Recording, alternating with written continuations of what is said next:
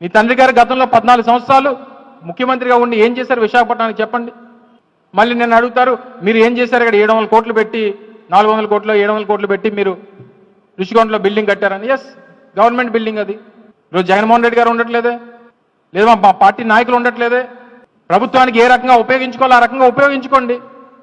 అంత బ్రహ్మాండంగా ఒక బిల్డింగ్ నిర్మాణం చేసి ప్రభుత్వానికి సంబంధించినటువంటి నిర్మాణాలు చేపడితే దానికి సంబంధించి లేనిపోయినటువంటి ఆరోపణలు చేస్తూ ఉన్నారు. ప్రధానమంత్రి గారు వస్తారు, విడిది పెట్టండి. లేదా రాష్ట్రపతి గారు వస్తారు, ఉపయోగించుకోండి. లేదా గవర్నర్ వస్తారు, సర్కిట్ గవర్నర్స్ బంగ్లా కింద ఉపయోగించండి. ఉన్నదాన్ని ఏ రకంగా ఉపయోగించుకోవాలో తెలీదు, చేసినటువంటి పనులు గుర్తుంచుకోవడం తెలీదు. ఈరోజు తిరిగి మా పార్టీ మీద విశాఖపట్నం స్టీల్ ప్లాంట్ ప్రైవేటీకరణ జరగదని ఎన్నోసార్లు చెప్పామని ఈయన చెప్తున్నాడు.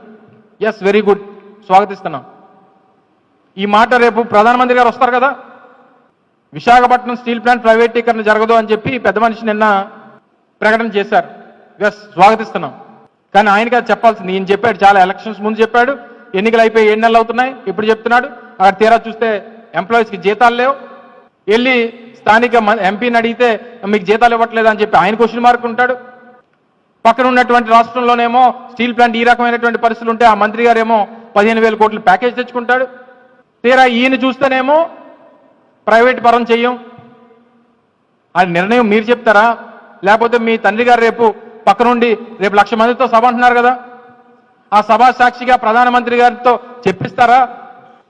మేము డిమాండ్ చేస్తా ఉన్నాం ఈరోజు స్టీల్ ప్లాంట్ కార్మికుల తరపున, విశాఖపట్నం ప్రజల తరపున, రాష్ట్ర ప్రజల తరపున రేపు జరగబోయేటువంటి ప్రధానమంత్రి గారి సభలో విశాఖపట్నం స్టీల్ ప్లాంట్ ప్రైవేట్ పరం చేయు అనేటువంటి మాట రేపు ప్రధానమంత్రితో చెప్పించాలని చెప్పి వైఎస్ఆర్ కాంగ్రెస్ పార్టీ డిమాండ్ చేస్తా ఉంది.